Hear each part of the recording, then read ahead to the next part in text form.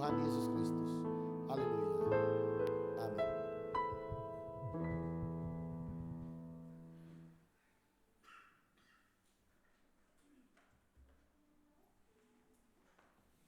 Haleluya. Puji Tuhan. Haleluya, puji Tuhan. Selamat hari Minggu, Bapak Ibu Saudara. Dan selamat juga masih merayakan Paskah. Paskah adalah satu peristiwa di mana Tuhan memberi satu kelepasan kepada orang Israel khususnya, sebagaimana yang saudara sudah banyak dengar pada ibadah hari Jumat kemarin, bahwa Paskah itu adalah jalan dari Allah juga kepada Allah, ya. Jadi saling berhubungan. Kalau tidak ada jalan yang Allah buka, maka tidak ada jalan juga menuju kepada Allah. Mana yang duluan? Ya tentu prakarsa Allah, saudara, yang mendahuluinya. Karena Paskahlah maka sudah dimungkinkan dan sudah terjadi hubungan manusia dengan Allah itu. Dan begitu terbukanya hubungan itu, bahkan kuat hubungan itu, sehingga apa yang Allah kerjakan di dalam diri Yesus Kristus melalui Roh-Nya, itu juga dapat dialami oleh orang-orang percaya. Jadi perkara-perkara besar yang Yesus lakukan, walaupun memang ada satu atau ada beberapa porsi dari pekerjaan Allah yang Yesus lakukan itu tidak bisa dilakukan oleh manusia.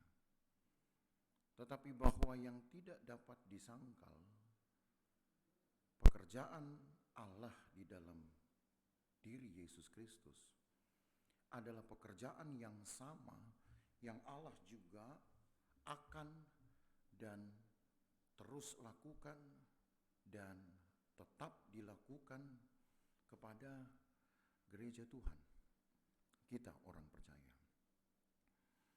Walau tidak berarti bahwa Allah akan mengizinkan juga manusia memiliki kesamaan-kesamaan atau kesederajatan dengan Yesus. Tentu tidak, saudara. Bagaimanapun juga Yesus adalah Allah sendiri. Dia adalah Allah manusia. Sementara kita ini manusia Allah. Beda kan, saudaranya? Kalau Yesus itu Allah manusia, Allah menjadi manusia. Kalau kita ini manusia Allah, artinya manusia kepunyaan Allah. Tapi perbedaan ini, saudara, tidak berarti ada perbedaan kualitas antara pekerjaan Allah kepada Yesus dengan pekerjaan Allah kepada manusia. Tidak ada perbedaan kualitas. Sebab roh yang mengerjakan itu adalah roh yang sama. Tetapi tidak berarti juga, dan jangan kita salah dalam memahami hal ini, saudara, bahwa Allah juga tidak serta-merta menaikkan derajat atau status manusia kita ini menjadi sama seperti Yesus, atau bisa melakukan 100% apa yang Yesus lakukan. Mungkin. Ini perlu direnungkan, Bapak Ibu Saudara.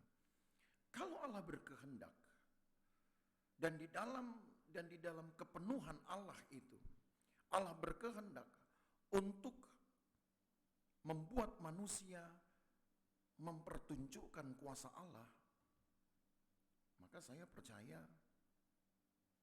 membelah laut, saudara bisa. Berjalan di atas air, saudara pasti bisa. Ya. Tapi jangan saudara coba-coba nanti jalan di atas atas air, saudara.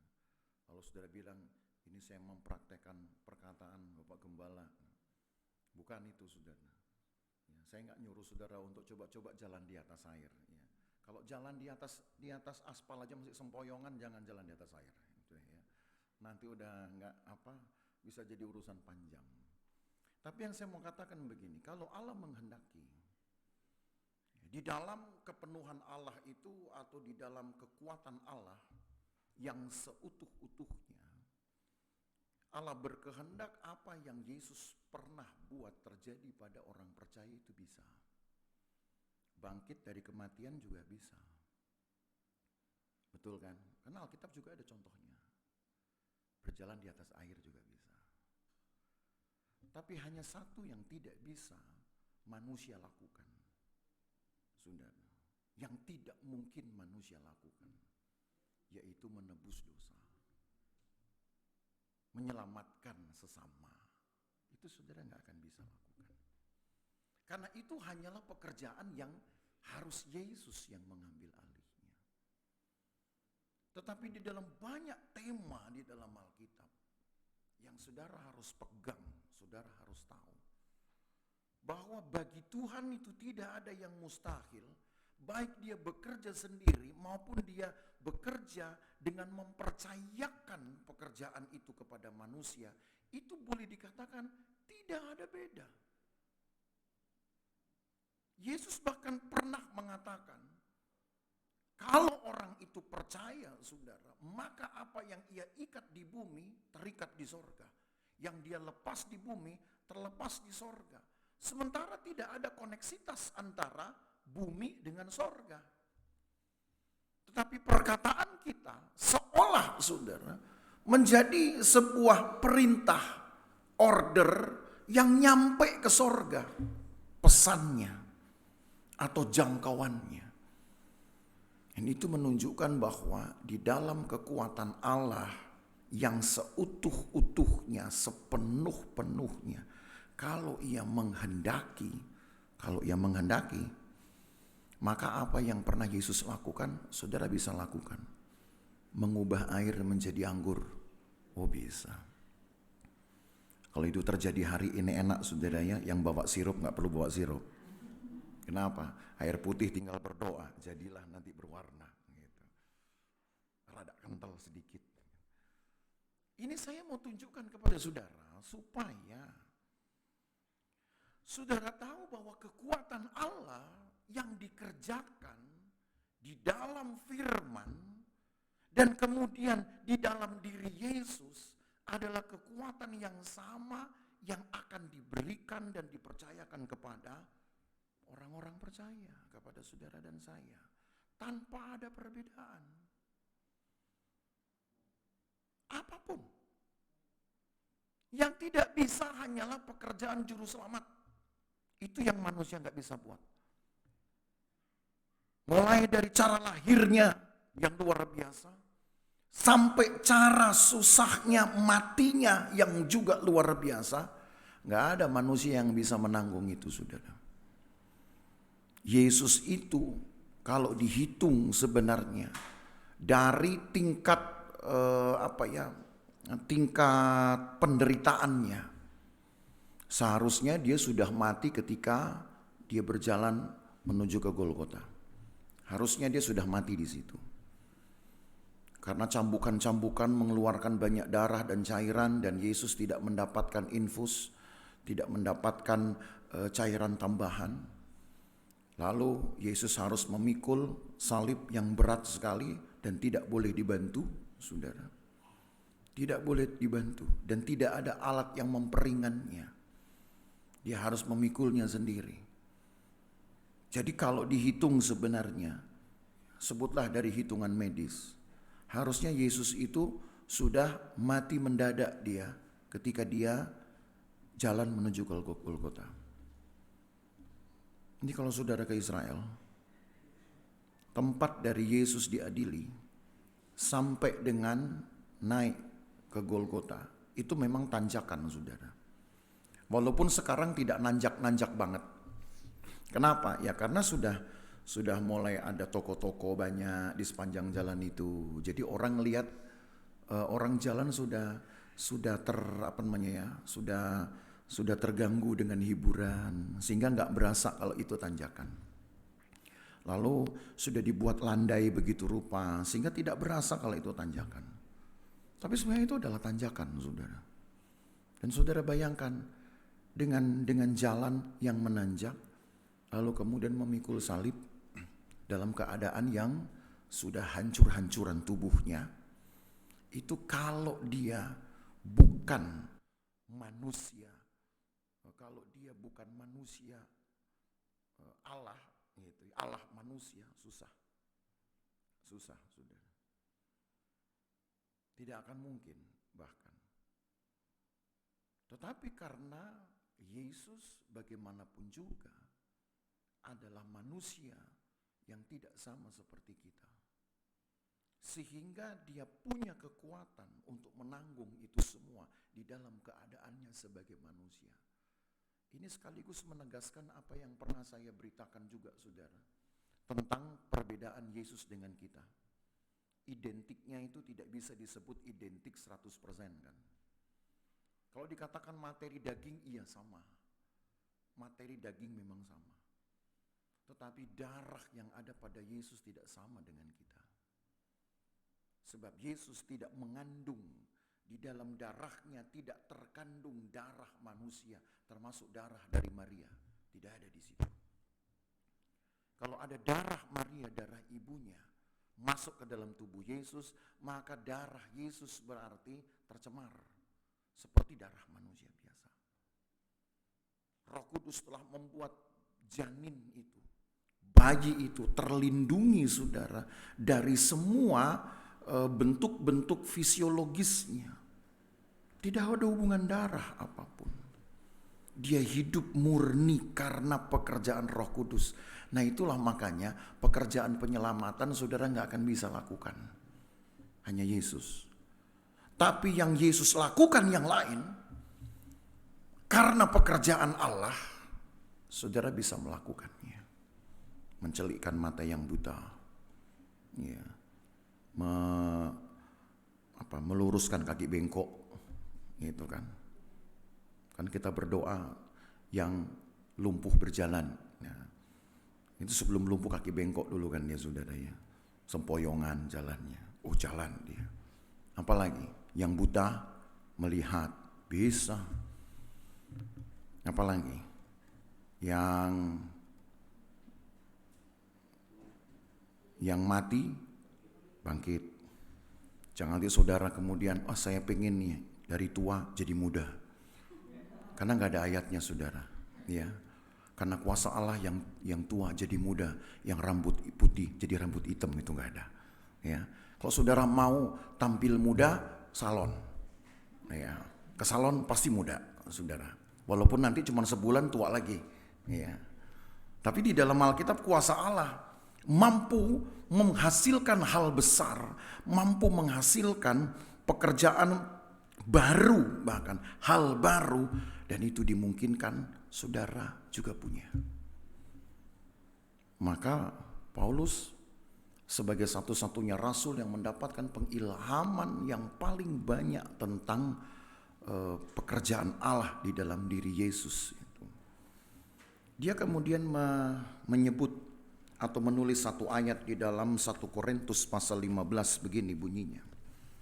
Mari kita lihat dulu 1 Korintus pasal yang ke-15 ayat yang ke-19. 1 Korintus pasal 15 ayat yang ke-19. Ayat ini kalau tidak dimengerti dengan baik, saudara, memang bisa jadi salah. 1 Korintus 15 ayat 19 tertulis, jikalau kita hanya dalam hidup ini saja menaruh pengharapan pada Kristus, maka kita adalah orang-orang yang paling malang dari segala manusia. Aneh ayatnya rasanya. Kan harusnya bagus dong. Kalau kita hidup menaruh pengharapan pada Kristus, bagus dong harusnya. Kenapa dibilang malang? Ini yang salah yang ngetik atau yang salah yang khotbah? Kira-kira. Ya. Maksudnya Paulus yang berkhotbah pertama kali yang salah atau yang ngetiknya yang salah? Ini sebenarnya tidak ada yang salah di dalam ayat ini. Karena ayat ini nggak lengkap aja. Karena dianggap ayat ini sudah atau tinggal melengkapi penjelasan-penjelasan di ayat sebelumnya. Maksud dari ayat ini, kalau kita hanya menaruh iman kepada kematian Yesus, itu yang disebut dengan malang. Jadi iman saudara harus mencakup kematian dan kebangkitan Yesus. Karena di ayat sebelumnya dijelaskan begini saudara, mulai dari ayat yang ke-17 ya. Dan jika Kristus tidak dibangkitkan, maka sia-sialah kepercayaan kamu dan kamu masih hidup dalam dosamu. Demikianlah binasa juga orang-orang mati dalam Kristus. Nah, itu dia. Baru ayat 19 bilang, berarti menjadi orang-orang malanglah kita. Menjadi orang-orang malanglah gereja Tuhan ini kalau hanya mendasari imannya pada kematian Yesus saja. Sebab tanpa kebangkitan maka kematian Yesus hanya sampai kepada prosesi pendamaian. Itu yang pernah saya jelaskan kepada saudara dari kitab Imamat. Ketika imam melakukan pekerjaan pentahiran dan pengampunan, maka hal pertama yang harus dia lakukan itu adalah pembasuhan dulu atau pemercikan dahulu sebagai tanda pendamaian. Maka saudara kan ingat pernah saya sudah berkhotbah tentang pendamaian dan pengampunan. Ya, untungnya kita Paskah ini udah masuk kitab Imamat saudara ya. Jadi enak begitu. Ya. Nggak diatur padahal ya. Tapi udah cocok-cocok aja begitu.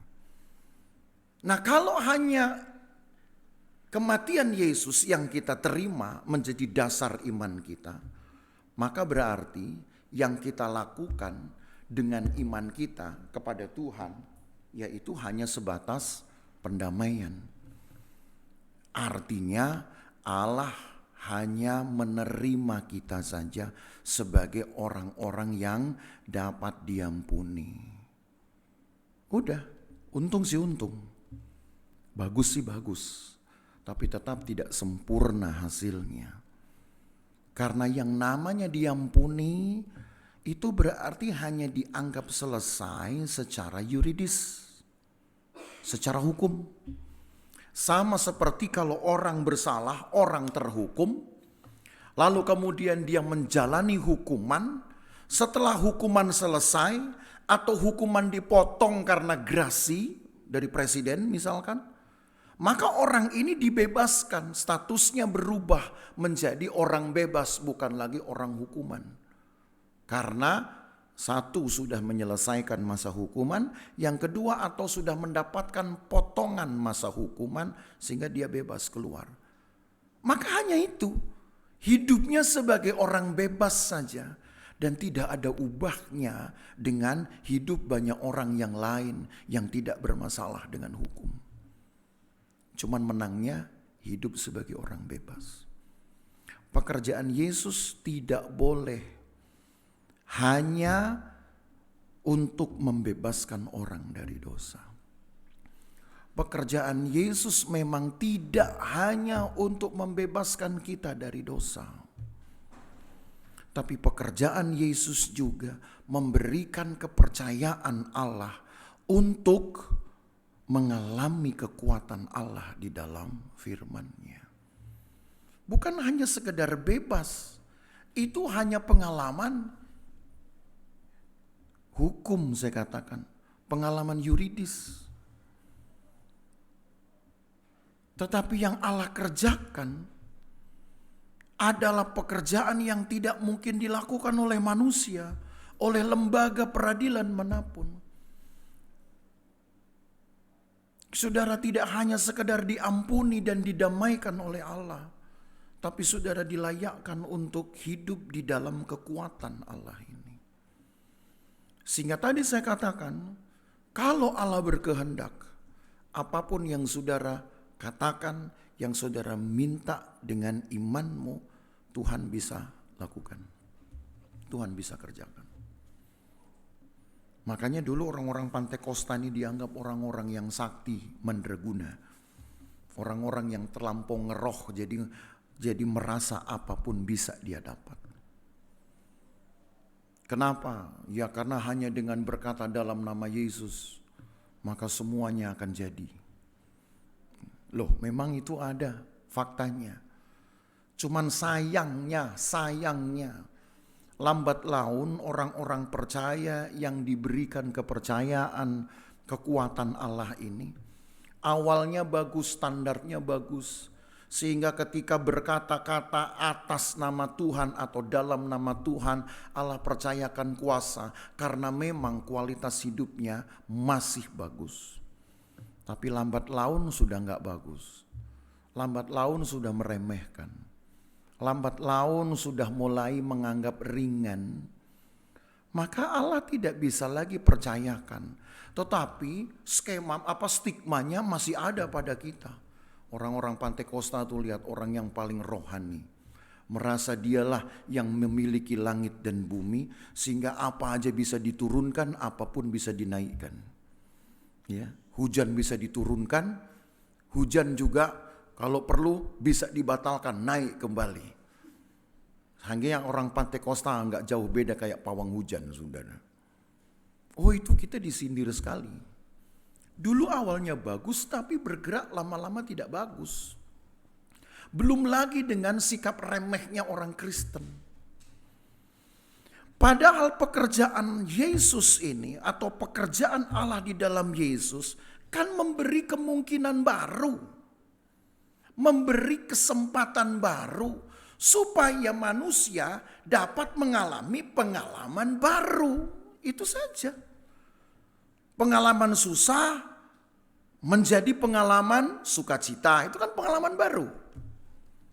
Tapi juga tidak perlu susah-susah juga untuk mendapatkan pengalaman sukacita. Cukup dengan berdoa. Segala kesusahan Tuhan lalukan, Tuhan ganti dengan sukacita. Tuh nggak perlu payah-payah. Apapun sakit penyakit, tidak perlu susah-susah kita harus dengan terapi. Tidak perlu susah-susah kita dengan jangka waktu pengobatan. Cukup dengan berdoa saja, minta kesembuhan, Tuhan sembuhkan. Itu dulu terjadi. Tapi lambat laun, namanya manusia ini kan suka ternina-bobokkan. Dari pekerjaan yang susah, banyak runtutannya, banyak tetek bengeknya, sekarang Allah sederhanakan menjadi hanya memohon ampun. Itu aja manusia anggap remeh, dibuat ringan. Contohnya. Orang Israel itu kan dari awal sudah ditetapkan untuk melakukan korban setiap kali mereka berbuat dosa. Dan saudara juga sudah tahu ada jenis-jenis dosa. Dan ada juga jenis pelanggaran yang menuntut kompensasi atau harga tebusannya itu lain-lain. Belum lagi ada kelompok-kelompok sosial tertentu, ya. Ada kelompok imam, ada kelompok umat Tuhan, itu kan. Saudara udah pernah tahu itu. Jadi saudara bayangkan ribetnya untuk satu dosa. Sebutlah ini kita ambil yang paling murah saja. Kambing misalkan. Satu dosa itu satu kambing. Saudara. Bukan satu kambing untuk satu hari. Bukan satu kambing untuk 1 bulan. Bukan satu kambing untuk 1 tahun. Bukan satu kambing untuk 1 hari raya. Bukan, satu kambing 1 kali dosa. Jadi saudara tahu berhitung bahwa setiap berbuat dosa itu harganya 7 sampai 10 juta. Begitu ya kira-kira kan? Sudah begitu, darah hanya dipercikkan, lalu daging dibakar sampai hangus, abu. Mending kalau saudara beli daging 7 juta, saudara bisa makan jadi rendang. Masih nggak apa-apa. Gitu. Rendang kambing ada nggak ya? Nggak ada. Tapi ini nggak ada yang bisa dimakan, nggak boleh. Itu satu dosa. Oh, ribet sekali urusannya. Belum lagi kemudian harus ada doa-doa pertobatan, doa-doa pentahiran. Itu ada. Sekarang di perjanjian baru Allah buat menjadi lebih sederhana, lebih simpel. Bagaimana caranya?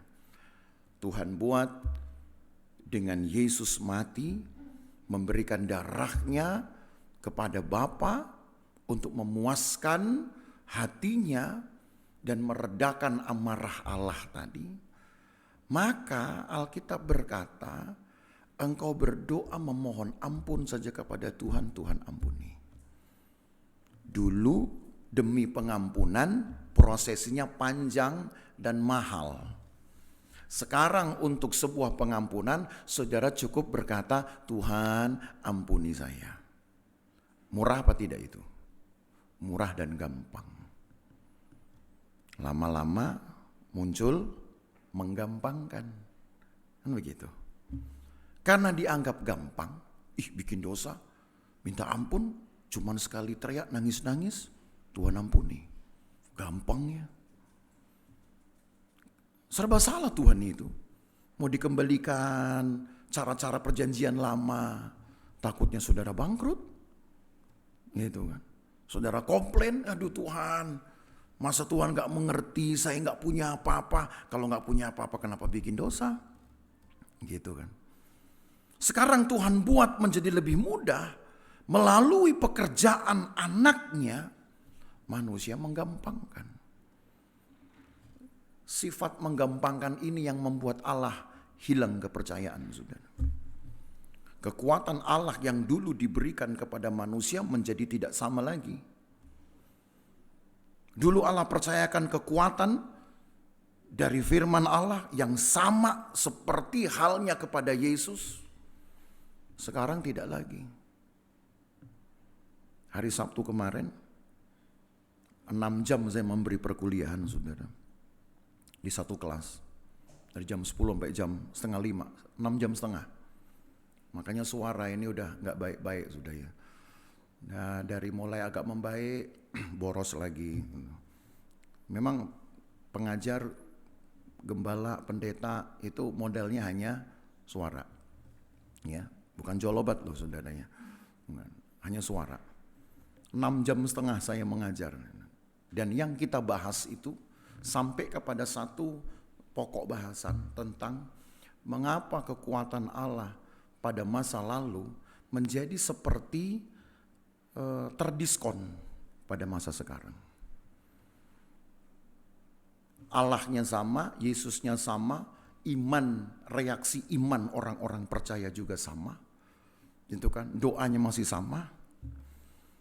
Tetapi orang-orang dulu, sebutlah zaman Alkitab, saudara. Orang sakit berdoa langsung disembuhkan. Kitab Markus bilang menumpangkan tangan kepada orang sakit sembuh. Minum racun maut tidak mati. Berani coba di rumah. Dalam nama Yesus, saya pengen tahu kekuatan Allah dalam hidup saya ini. Minum racun. Tapi tulis surat wasiat dulu ya. Kalau saudara mati, jangan bebankan kepada gembala. Gitu. Nggak ada yang berani, saudara. Terlalu konyol kan itu. Tapi itu kita bahas. Mengapa kekuatan Allah menjadi turun rasanya. Susah sekali mendapatkan mujizat. Atau mesti datang ke gereja yang punya mujizat. Enggak juga, saudara. Rupanya yang menghalangi bekerjanya kekuatan Allah adalah karena orang percaya mulai menggampangkan. Tidak lagi seserius dulu ketika pertama kali di dalam gereja mula-mula Yesus dan rasul-rasul melakukan kebenaran Allah ini. Tidak lagi seperti pada masa itu. Maka apa yang harus dibenahi, saudara? Karena Paulus sudah bilang, kalau kita hanya mendasari iman kepada kematian Yesus, kita ini orang-orang malang, percuma. Termasuk saudara ambil bagian dalam perjamuan Tuhan kemarin pun percuma. Karena artinya kita hanya merayakan momen pembebasan kita dari dosa. Dan itu kebahagiaannya masih bisa disamai, saudara, dengan orang-orang yang dibebaskan dari hukuman mati karena gerasi presiden. Masih sama itu. Enggak ada ubahnya. Tapi beda kalau iman kita juga didasari atas kebangkitan Yesus. Bukan hanya sekedar penerimaan Allah atau pengampunan Allah yang kita terima, saudara. Tapi juga hidup dengan kekuatan Allah ini. Baik karena perkataan imanmu maupun karena iman kita terhadap Alkitab, terhadap firman Allah. Itu yang membedakan. Itu nilai plusnya, itu nilai lengkapnya kalau iman kita didasari atas kematian dan kebangkitan Tuhan. Maka kita kan perlu mengoreksi nih, apa sih yang perlu dibenahi. Saya mesti mundur, saudara, pada sebuah periode, episode, ketika Yesus masih bersama-sama dengan murid-muridnya. Ini kan 1 Korintus sudah episode Yesus naik ke sorga sudah 20-30 tahun. Pelayanan sudah dipegang oleh rasul-rasul.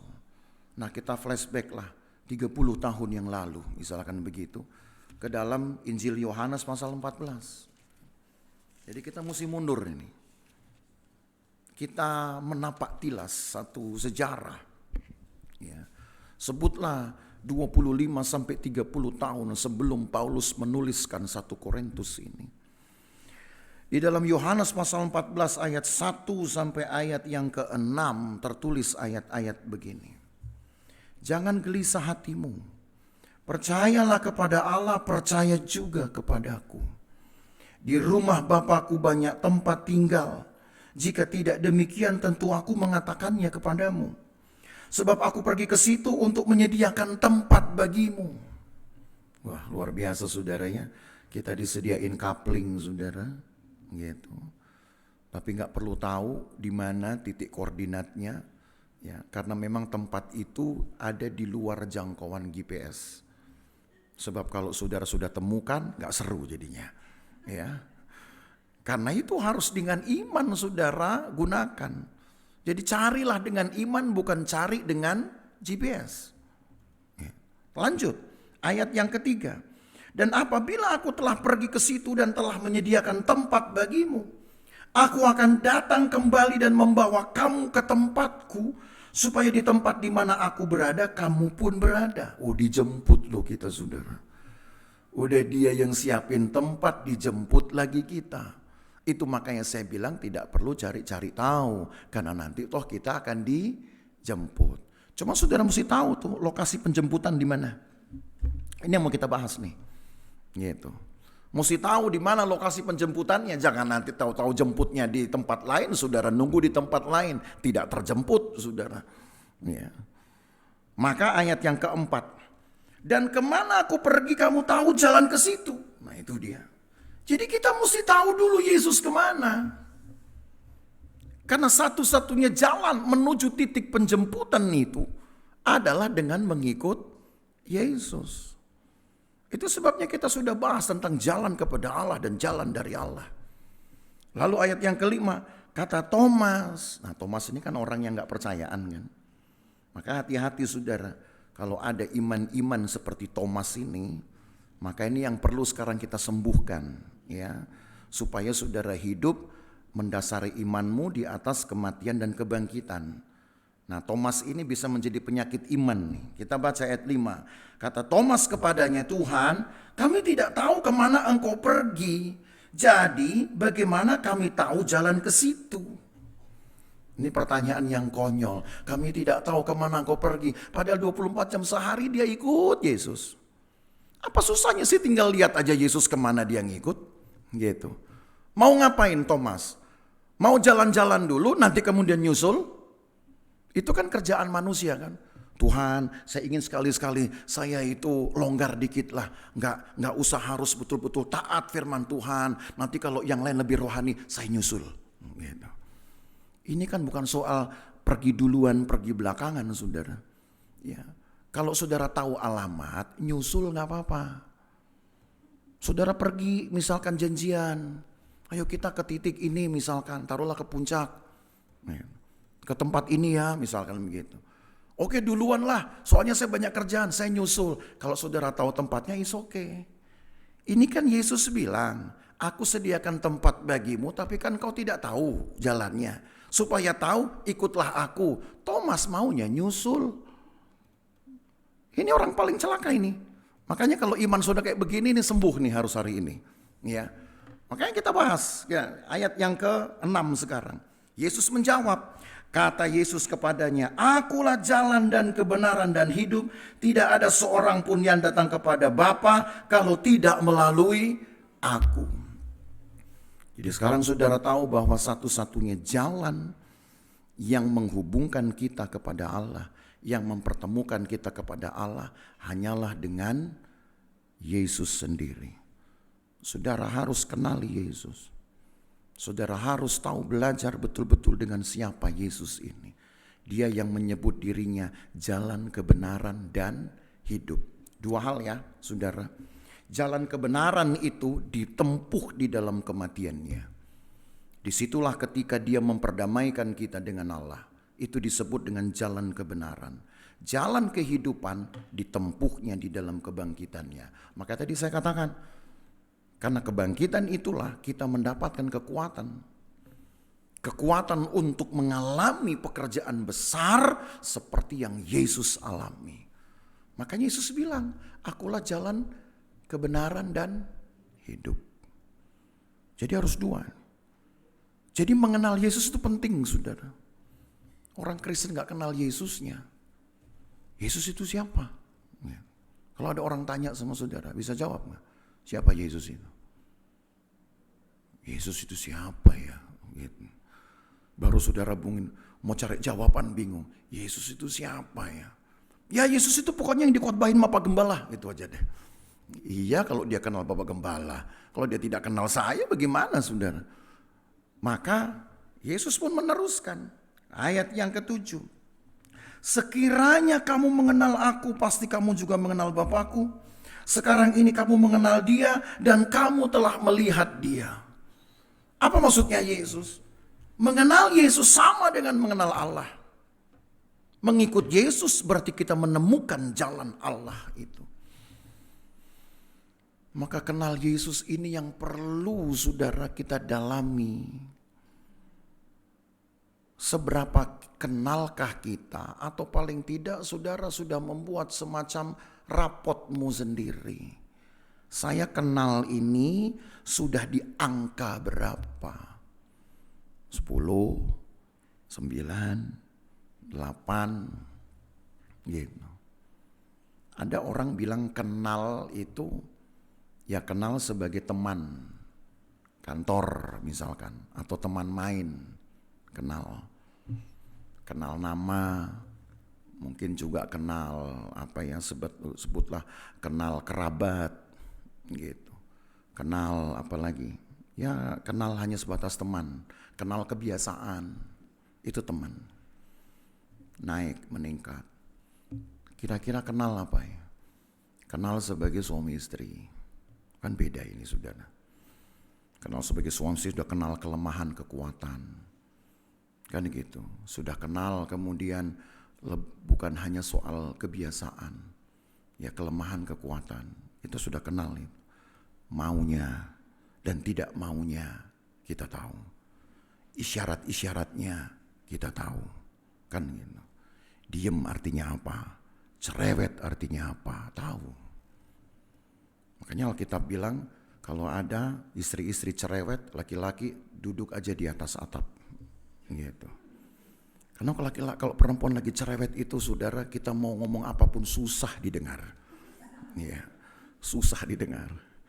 Jadi Alkitab bilang naik aja ke atas atap. Maksudnya apa? Supaya nggak terlalu, kita juga nggak terganggu hati dengan dia cerewet. Dan kasih waktu dia selesai dengan cerewetnya. Kasih waktu aja. Kan lama-lama capek sendiri. Capek kita turun. Kan gitu. Itu kan namanya kenal. Tapi kan berarti saudara tahu kan. Kenal itu berarti ada tingkatannya gitu. Ada kenal cuman temen, ada kenal sebagai suami istri, ada kenal antara bapak dengan anak. Walaupun saya tidak bisa membuat penjelasan yang begitu detail, tapi saya rasa saudara tahu bahwa kata mengenal itu punya tingkatan, saudara. Dan biasanya akan lebih membutuhkan waktu lebih lama untuk disebut dengan mengenal segala-galanya. Gak cuman cepat, gak bisa. Maka sekarang saudara tahu apa yang Yesus katakan di ayat 7. Sekiranya kamu mengenal aku, pasti kamu juga mengenal Bapakku. Kalau kita mengenal Yesus dengan waktu yang cukup lama, sangat lama, saya percaya cara saudara mengenal beda dengan orang yang baru ikut Tuhan. Harusnya seperti itu. Bagaimana kita bersikap, bagaimana kita bertutur kata, bagaimana kita membawa diri, harus beda loh saudara. Makanya jangan sampai kekristenan saudara itu belum ada beda antara orang baru sama orang lama. Ini perlu saudara perhatikan. Kalau orang baru mungkin masih perlu diomongin, dikasih tahu. Orang lama kan harusnya ngerti dan malah kasih tahu yang lain. Ini masih dikasih tahu terus. Ini hanya ada dua hal saudara.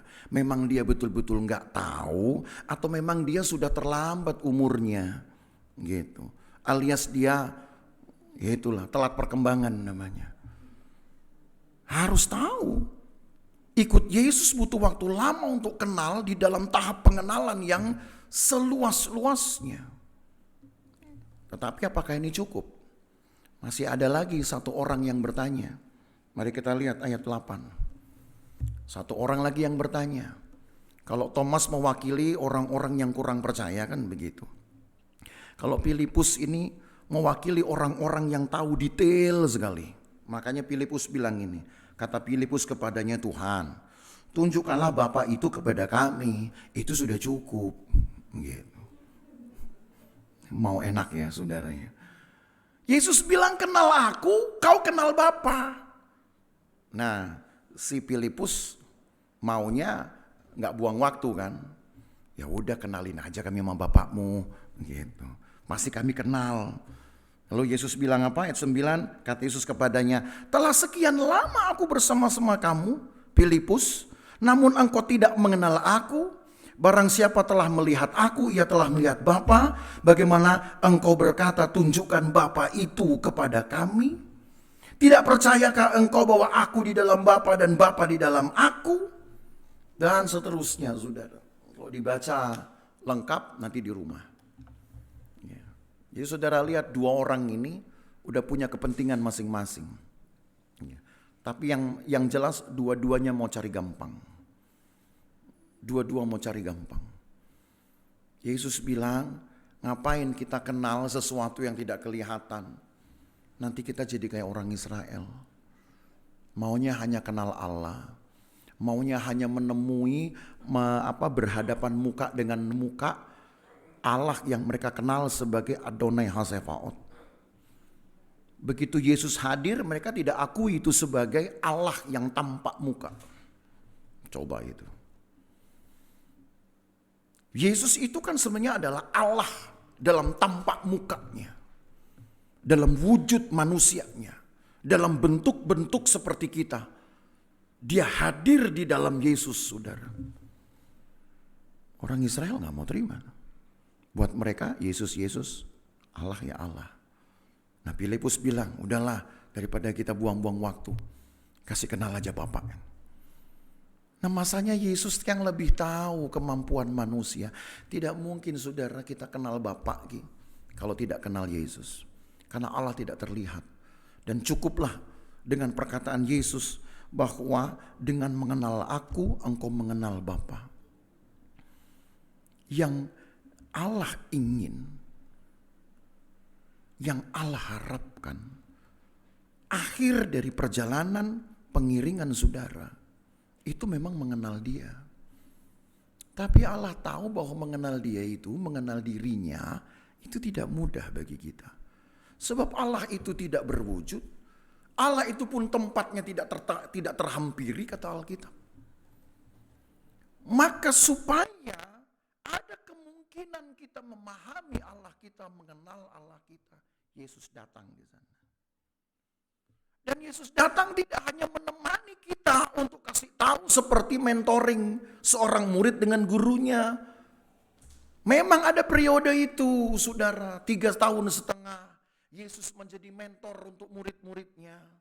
Yesus ajari harus begini, berdoa harus begini, berpuasa harus begini, mengampuni harus begini. Selama 42 bulan Yesus memang juga ada sebagai mentor mereka.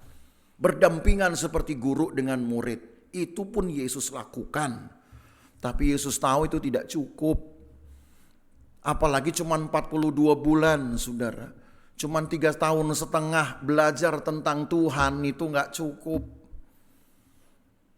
Orang belajar teologi saja, saudara. Mahasiswa saya belajar teologi untuk mendapatkan sarjana saja perlu 4 tahun. Dapat magister tambah 2 tahun. 5 tahun, 6 tahun. Itu pun sarjana teologi, bukan sarjana ketuhanan. Baru belajar tentang cara memahami Alkitab perlu 6 tahun, saudara. Perlu 6 tahun. Kalau dipikir-pikir belajar Alkitab tuh ribet ya. Sampai 6 tahun, itu baru tingkat magister. Ditambah kalau mau tingkat doktor, tambah lagi 3 tahun. Jadi 9 tahun, itu pun belum bisa disebut ahli, saudara. Baru disebut cakap. Gitu. Jadi kalau begitu, kalau belum 9 tahun, ya udah cakap-cakap aja. Ya, yang penting bisa cakap-cakap lah. Gitu. Mau kayak gimana, belajar Alkitab jangan dianggap gampang, saudara. Makanya Tuhan Yesus bilang, selama ini engkau bersama-sama dengan aku, kalau engkau tidak mengenal aku, yang dibutuhkan itu hanyalah bagaimana kita bisa memahami Yesus. Lewat Alkitab saudara baca, kenapa Yesus bisa begini? Saudara baca, kenapa Yesus begini? Yesus sudah diginiin, tapi kenapa masih begini? Itu saudara baca. Seorang penulis, saya lupa namanya, pernah menulis satu buku tebal, namanya Guthrie. Saya kasih lihat bukunya tuh ke Abed, tebal. Judulnya Ketika Yesus Bertanya. Di situ ada 227 pertanyaan Yesus yang ada di dalam Alkitab. Jadi orang ini begitu memperhatikannya. Ya, dan memang betul-betul ambil perhatian, dia hitung berapa kali sih Yesus bertanya. Baik kepada murid-murid, kepada orang Farisi, kepada orang Saduki, pokoknya kepada semua kalangan. Dikumpulkanlah sama seorang ini yang namanya Donald Guthrie kalau tidak salah. Pokoknya ada Guthrie-nya belakang. 227 pertanyaan. Lalu dia simpulkan, kalau seandainya orang Kristen atau siapapun, non-Kristen pun, betul-betul memahami urutan-urutan dari pertanyaan Yesus ini, maka seharusnya dia mengenal Allah. Saya waktu pertama baca buku itu, saya pikir kalau ini di kalangan praktisi Alkitab, mungkin tidak masalah. Tapi kalau jemaat, saudara, makanya saya pernah mikir, apa saya khotbah seri saja dari 227 itu pertanyaan. Itu berarti saya butuh waktu 227 minggu, saudara. Nah saya pikir sudahlah, nanti pun akan ke sana. Ini imamat aja belum selesai, bilangan belum selesai, ulangan belum. Di otak ini yang mau dikhotbahin banyak loh saudara. Tapi masalahnya saya cuma punya waktu sepanjang-panjangnya hanya 1 jam. Saya sih mau saudara sampai 2 jam, roh berkehendak gitu kan. Tapi tubuh saudara yang lemah itu aja. Saya ngajar kemarin tuh 6,5 jam loh saudara. 6,5 jam saya mengajar. Gitu. Memang capek sih. Tapi kan mengajar itu sudah biasa. Apalagi waktu saya di Palembang. Saya mengajar 4 jam di siang hari, 4 jam di sore sampai malam hari. 8 jam satu hari. Gitu. Maka kalau saya khotbah itu kadang khotbah. Kalau khotbah sih sudah bisa saya bilang gak capek. Kenapa ya 1 jam doang. Tapi kalau ngajar bisa berjam-jam. Ya tapi karena Tuhan kasih itulah kecintaan sudah. Tapi untuk memberitahu kepada seseorang, kepada orang lain, apa yang merupakan kebenaran, apalagi banyak jam dalam hidup saya sudah untuk orang lain. Maka siapa yang saya harus beri? Masa itu lagi.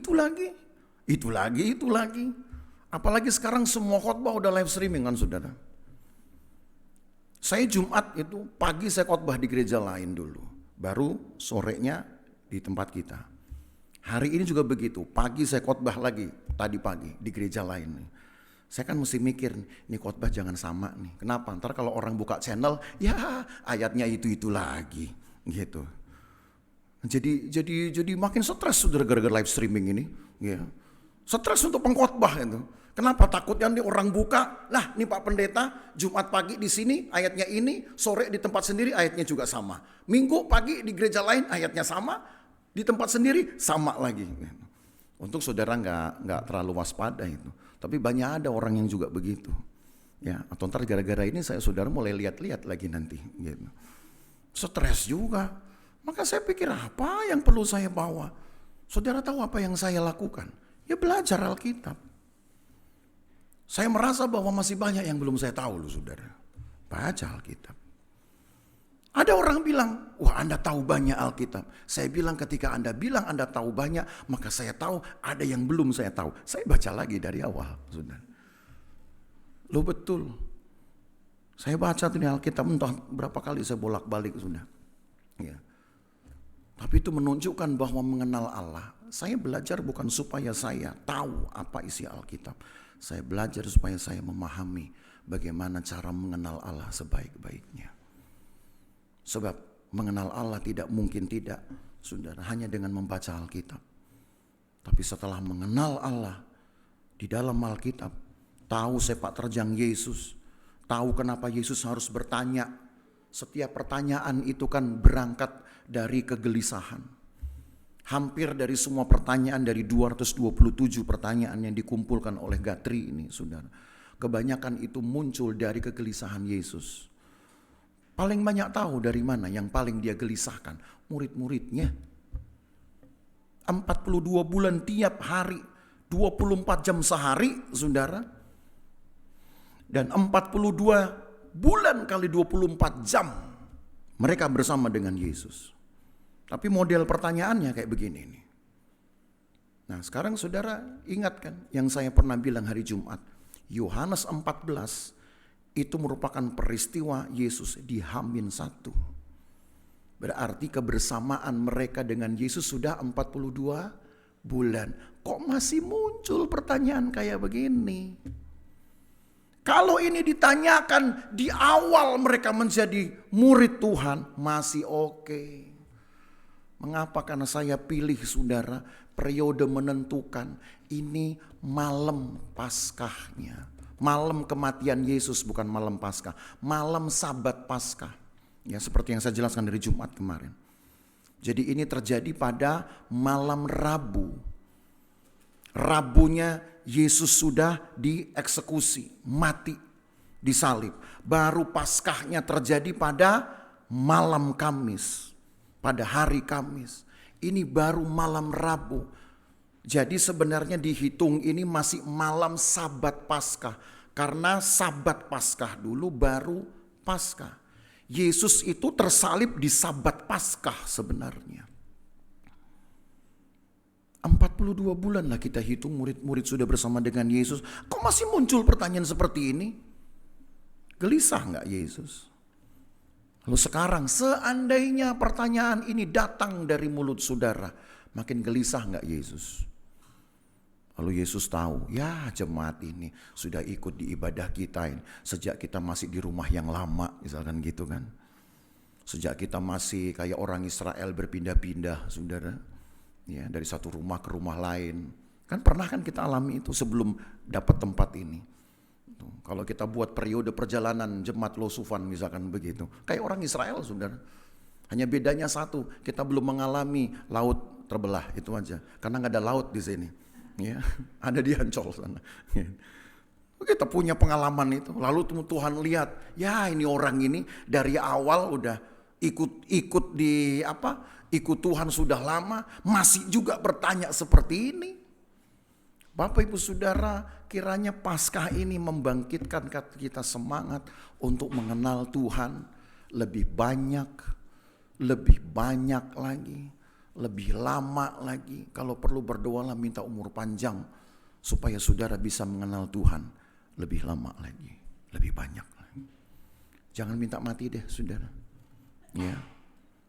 Kalau minta mati teman-teman kita udah makin sedikit nanti kesian, saudara. Ya.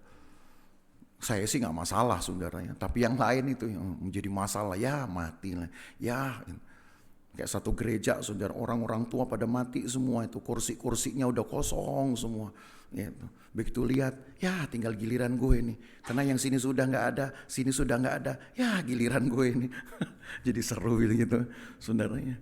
Jangan minta mati lah, minta hidup lama, mau? Oh saudara kayaknya malah minta mau mati nih. Kayak gak semangat gitu. Mau hidup lama saudara. Tapi hidup lama kalau gak kenal Tuhan percuma loh. Hidup lama tapi saudara harus pakai untuk juga bersekutu dengan Tuhan sekuat mungkin. Berdoalah, saya kan berdoa juga Tuhan. Kalau mau dikatakan mana rindu, lebih rindu ke sorga secepatnya. Betul saudara. Tapi prioritaskan itu. Buat saya adalah membuat orang tahu dulu tentang Tuhan banyak-banyak. Makanya saya kalau mengajar itu saya semangat sekali. Karena buat saya saudara, memperkenalkan Tuhan kepada orang lain, kepada orang banyak. Tidak berarti harus mesti orang yang belum kenal Tuhan. Ya. Jauh lebih membahayakan orang Kristen gak kenal Tuhannya. Oh iya, daripada orang yang bukan apa-apa, bukan Kristen, saudara. Itu masih lebih mudah. Tapi orang Kristen tidak kenal Tuhannya, ini bisa jadi antikris nanti. Oh iya, bahaya, saudara. Udah kayak orang Israel nanti. Berdoa, teriak, Adonai Sevaot, Adonai Sevaot. Tapi Yesus disalibkan. Makanya saya bilang, Tuhan kasih saya umur panjang. Justru orientasi saya kepada orang-orang yang ngaku Kristen ini. Karena biasanya orang Kristen gak kenal Tuhannya. Maka jangan sampai Jemaat Losufan ngakunya adalah orang Kristen, orang beriman, tapi masih belum kenal Tuhan. Supaya kenal Tuhan, gak cukup dengan khotbah saya, saudara. Saya lihat jamnya khotbah saya harus berhenti nih. Gitu. Tapi Alkitab kan ada pada saudara, baca Alkitab. Makanya saya bilang baca Alkitab. Udah paling bagus sudah baca Alkitab. Ada ayat membingungkan saudara tandai. Nanti ada waktu saudara tanya ke saya. Saya kan tiap minggu pasti nongkrong di sini saudara, nggak kemana-mana, gitu. Saudara yang nggak pernah datang ke saya soalnya, gitu. Datang, saya nongkrong di sini aja. Saya nggak nongkrong di kafe, saudara, di sini. Saudara nggak datang ke saya, ya saya pikir saudara udah aman-aman aja. Nggak, sudah baca nggak jelas, tandai. Gitu. Tanya, ini maksudnya apa? Nah, makanya itu kalau seperti tadi ayat mas kita di 1 Korintus 15 ayat 19. Kalau banyak orang hanya sekedar baca, bisa bingung dia. Masa orang-orang yang menaruh pengharapan kepada Tuhan dianggap malang? Kalau imannya hanya berdiri pada kematian Yesus saja menjadi malang. Pada kita ini ada firman Allah, saudara. Isinya bukan hanya sekedar pengetahuan. Isinya bukan hanya sekedar pengetahuan tentang Allah. Tapi isinya itu adalah kekuatan Allah. Kalau saudara baca firman, sekali waktu saudara akan disingkapkan. Siapa tahu, saudara, Allah akan percayakan kepada saudara hal-hal yang luar biasa. Kadang iri juga. Oh kok ada dapat penglihatan. Udah gak usah iri. Baca aja Alkitab. Ada waktunya nanti Allah akan kasih lihat apa yang saudara harus alami, apa yang nanti saudara bisa kerjakan, Allah kasih lihat nanti. Tapi baca Alkitab. Kalau enggak, dari mana saudara tahu? Tanya orang, bisa salah. Tanya orang, kalau orangnya juga baru tahu, saudara juga bisa salah. Maka baca Alkitab, saudara bingung, baca lagi. Bingung, baca lagi ayat atasnya. Seperti tadi saya yang sudah tunjukkan kepada saudara kan. Itu kan namanya satu strategi. 19 nggak jelas, baca lagi ayat 17. Masih nggak jelas, baca lagi dari ayat selanjutnya. Masih bingung, baca lagi dari awal kitab, saudara. Masih bingung, baca dari Kejadian 1 kalau perlu. Iya. Memang harus begitu baca Alkitab. Supaya saudara kenal Allahmu, engkau tahu apa yang harus engkau buat, sampai Tuhan mempercayakan kekuatan, karena itulah makna kebangkitan. Sudah dipercayakan kekuatan Allah di dalam hidup saudara. Baca firman, saudara perlu sesuatu, tinggal teriakkan dalam nama Yesus akan terjadi. Satu ayat terakhir ya sebelum nutup. Saya udah keburu nutup Alkitab nih. Yohanes pasal 14 tadi. Karena seharusnya saya mau bawa saudara ke ayat yang terakhir. Di Yohanes pasal 14 tadi. Yohanes pasal 14. Setelah orang kenal dia, kalau sudah kenal, tadi kan kita baca baru sampai ayat 10. Maka lihat ayat 14. Di situ apa ditulis? Baca sama-sama yuk. 2, 3. Jika kamu meminta sesuatu kepadaku dalam namaku, aku akan. Haleluya. Itulah Paskah saudara, itulah kebangkitan Yesus. Saudara minta sesuatu dalam namaku, aku akan melakukannya. Maka saya pesan ya, saudara kalau berdoa, mau panjang mau pendek tidak masalah. Yang penting akhiri dengan kata dalam nama Yesus, baru amin. Jangan udah Tuhan tolong nih, amin. Dalam nama Yesusnya nggak dikasih sama Tuhan, saudara. Ya ayat ini penting. Mau panjang, mau pendek, mau doa berseri, mau doa berkelanjutan, gitu. Mau doa 3 babak, 3 sesi, akhiri dalam nama Yesus. Tapi nggak semua orang juga bisa mendapatkannya. Harus orang yang kenal dulu Allahnya. Jadi kalau mau minta itu kenal dulu, saudara. Masa iya? Saudara berani datang ke istana minta sama Jokowi gitu. Apa yang saudara mau kalau saudara gak kenal dulu dia ini waktu-waktu senggangnya kapan? Cari tahu. Allah kita bersedia saudara untuk dipelajari, untuk bersekutu. Sampai satu waktu dia akan percayakan semuanya.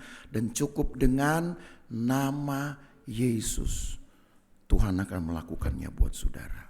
Saudara sakit, berdoa di dalam nama Yesus. Saya minta sembuh, Tuhan pasti sembuhkan. Saudara sedang mengalami apa? Kesusahan, hal yang menakutkan. Berdoa, Tuhan, di dalam nama Yesus. Saya mungkin belum banyak kenal Tuhan. Oke, setelah ini saya akan banyak kenal Tuhan. Itu nazarmu. Gak apa-apa. Tuhan tahu nanti hati saudara. Waktu-waktu yang engkau punya, saudara dalami firman Tuhan. Sampai satu titik engkau akan dipercaya oleh Tuhan untuk melepaskan sesuatu terlepas di sorga, mengikat sesuatu terikat di sorga. Mulai dengan sekarang. Haleluya. Mari kita berdiri. Kita hanya satu pujian. Terima kasih buat Golgota, hidupku berubah. Terima kasih buat Golgota. Lagunya pendek saja. Terima kasih buat Golgota, hidupku berubah.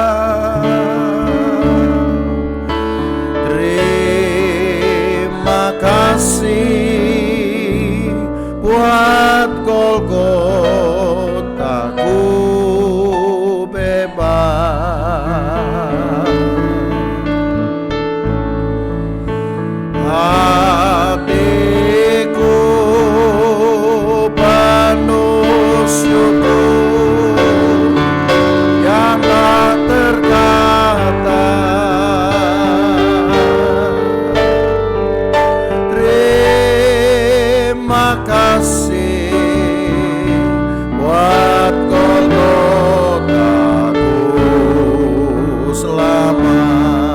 lagi terima kasih buat Golgota. Terima kasih buat Golgota, hidupku berubah.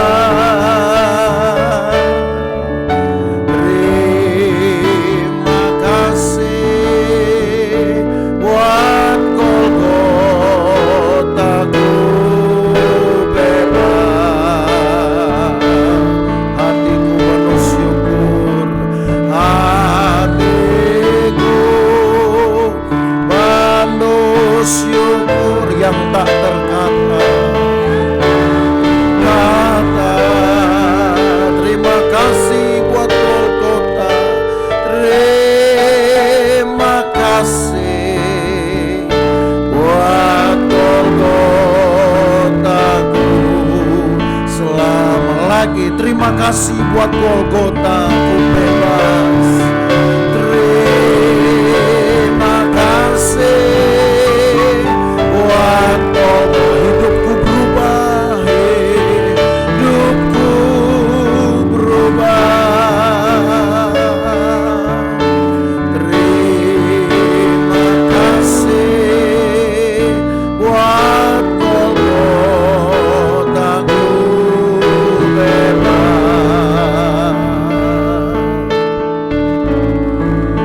Hatiku penuh syukur yang tak terkata.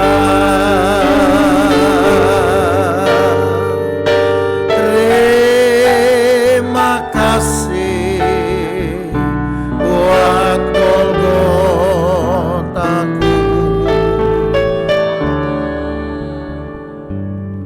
Karena Yesus kenal kita, saudara. Dia tahu kelemahan kita. Maka dia rela menjadi manusia untuk menanggung kelemahan kita. Karena yang dia tahu di dalam kemahakuasaannya, kita sendiri tidak bisa menanggung kelemahan kita.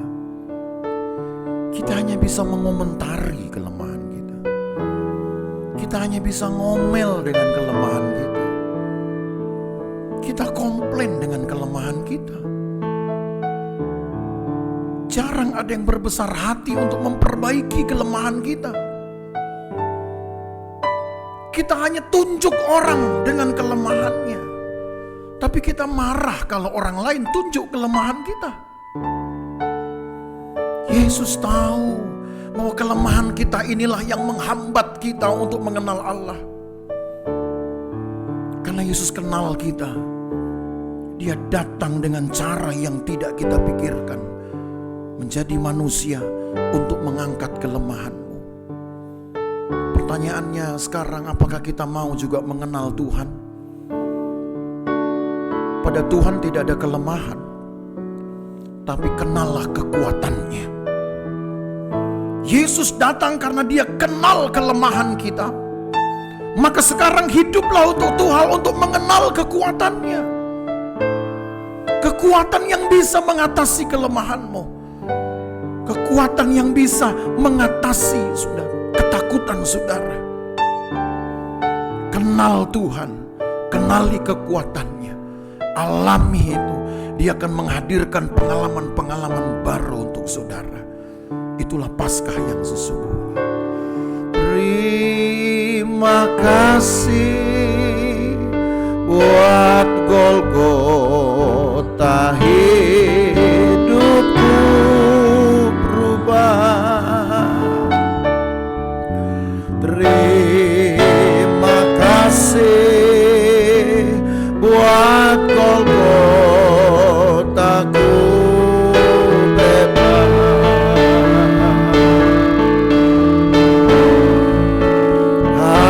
Hatiku penuh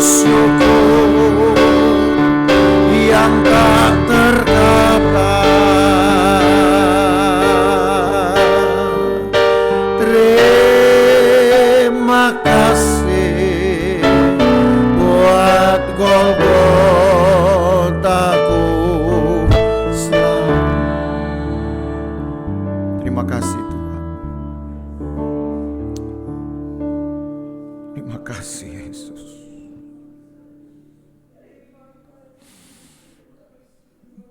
Kami hanya bisa bilang banyak terima kasih. Tapi Engkau kenal hati kami. Yalah malam. Yalah malam.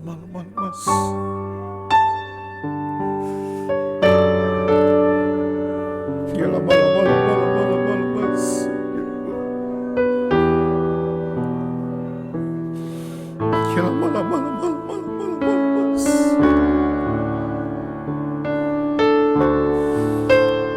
Haleluya, haleluya, haleluya.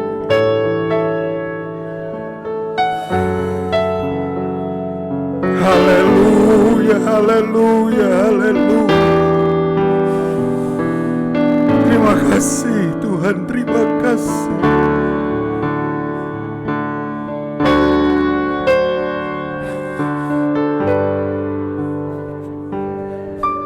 Terima kasih. Terima kasih. Karena Engkau mengenal kami, Engkau mengenal kelemahan kami, Engkau tebus kami, Engkau damaikan kami dengan Bapa. Sekarang biarkan kami mengenal kekuatan-Mu Tuhan. Bangkitkan semangat umat-Mu untuk mengenal kekuatan-Mu Tuhan. Mengenal kekuatan Allah, mengenal kekuatan firman, supaya lahir pengalaman-pengalaman baru yang bisa kami saksikan kepada orang lain.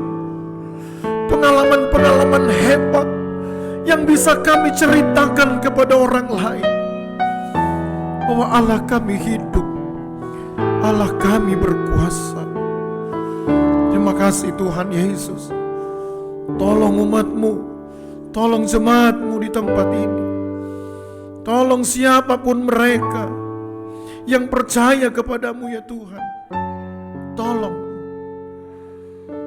Kami ingin mengenal Engkau lebih lama, lebih banyak, lebih luas lagi. Kalau mungkin kami sendiri tidak mampu memahami Engkau melalui pikiran kami, kami minta Allah menjamah pikiran kami, melahirkan pemahaman-pemahaman baru, supaya kami mengenal Engkau ya Tuhan. Terima kasih banyak Tuhan. Pelihara umat-Mu dari kesehari ke sehari. Jagai mereka di dalam aktivitas mereka. Engkau yang tahu apa yang mereka hadapi ya Tuhan. Di dalam jalan-jalan mereka mengiring Engkau, Engkau tahu apa yang mereka hadapi. Kalau ada yang susah Tuhan hiburkan. Ada yang berbeban berat Tuhan beri kelegaan. Ada yang sedang dikelilingi oleh ketakutan, kecemasan, Allah lepaskan. Sakit Tuhan sembuhkan. Di dalam nama Yesus kami meminta ini. Di dalam nama Yesus. Tuhan buka jalan. Tuhan berikan pengalaman-pengalaman kemenangan iman. Di dalam nama Yesus. Karena kami hanya punya iman. Engkau yang punya kuasa. Dan iman kami bisa menghadirkan kekuatan dan kuasa Allah ini. Terima kasih Tuhan Yesus. Berkati umat-Mu dari pagi hingga malam hari. Aktivitas-aktivitas yang mereka lakukan ya Tuhan. Berkati sehingga mereka dapat mencukupi kebutuhan mereka. Berkati ketika mereka memberikan kembali kepada Tuhan milik Tuhan. Berkati ketika mereka berkorban kepada Tuhan. Berkati ya Tuhan apapun yang mereka buat untuk Engkau melalui gereja ini Tuhan berkati. Kami percaya Tuhan akan melakukan firman-Mu. Terima kasih banyak Tuhan Yesus. Sertai jalan pulang umat-Mu dari tempat ini sampai ke rumah masing-masing. Dengan penjagaan Tuhan, hindarkan dari bahaya, celaka, dan perbuatan jahat orang lain, jauh maupun dekat, berkenar maupun berjalan kaki. Tuhan yang akan beserta kami tiba dengan sukacita dan selamat daripada Tuhan sendiri. Berkati ya Tuhan semua persembahan-persembahan dari jemaat-Mu, persembahan kasih mereka yang mereka bawa untuk kami nikmati bersama. Tuhan berkati. Bukan besar kecilnya, tapi kerinduan mereka untuk berbagi. Berkati ya Tuhan. Dan ketika kami menikmatinya pun, biarlah berkat Tuhan ada. Kami menikmati itu. Karena kami tahu Tuhanlah yang membuatnya. Tuhanlah yang memungkinkannya. Berkat-Mu ada atas seluruh keluarga jemaat-Mu ya Tuhan. Anak cucu mereka Tuhan berkati. Kami berdoa ini dengan meminta satu nama yang besar, nama yang menjamin kami mengalami pekerjaan-pekerjaan besar. Karena begitulah firman-Mu menuliskannya. Terima kasih banyak Tuhan Yesus. Maka Bapak Ibu Saudara sekalian, pulang dengan buah berkat dari Allah Bapa, kasih sayang dalam persekutuan dengan anaknya Yesus Kristus, penyertaan Roh Kudus memelihara kita dari hari ini sampai selama-lamanya. Dan berkat ini kita terima di dalam nama Tuhan Yesus Kristus. Kemuliaan hanya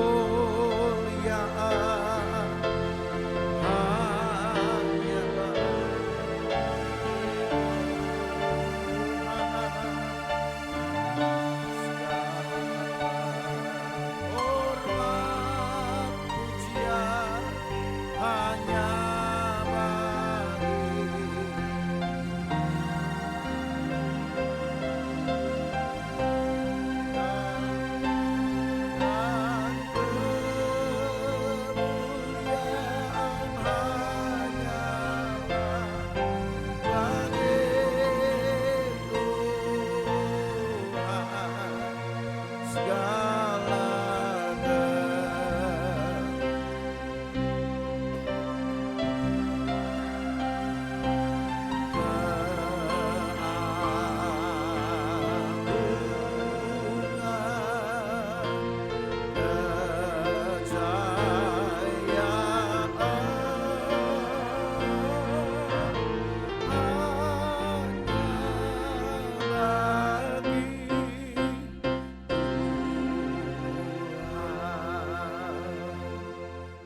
yang diberkati bersama kita berkata amin.